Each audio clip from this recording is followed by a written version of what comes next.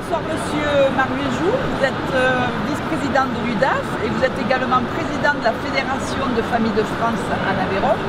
Voilà, on voulait profiter de votre présence ce soir pour les 70 ans de l'UDAF pour faire connaissance avec vous et connaître un petit peu votre engagement familial depuis plus de 30 ans. Bon, en ce qui me concerne, j'ai essayé d'animer notre petite association, c'est pas la plus importante, mais aussi elle a œuvré avec ses militants et nous nous sommes répartis les tâches, je dirais.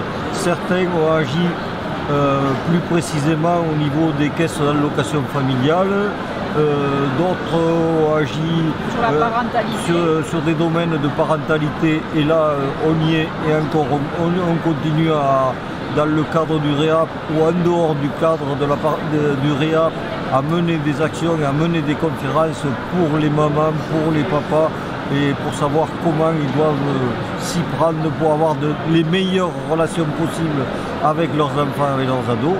En ce qui me concerne, j'ai passé beaucoup plus de temps, je me suis orienté plus dans le cadre des représentations familiales en santé.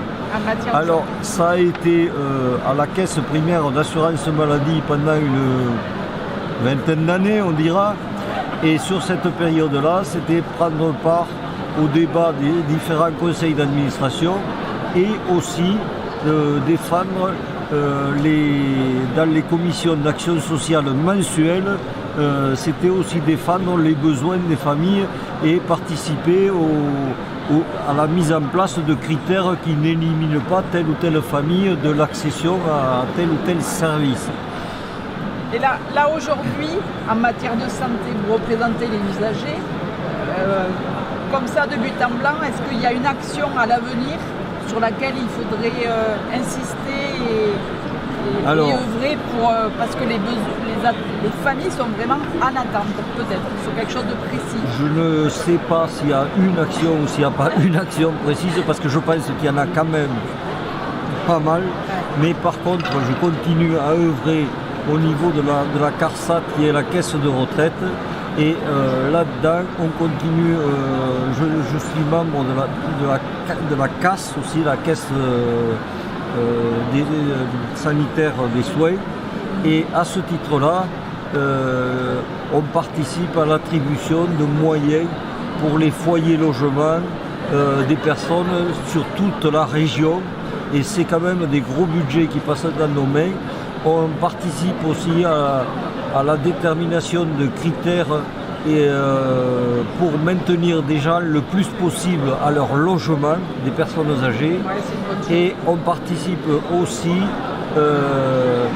à déterminer des actions dans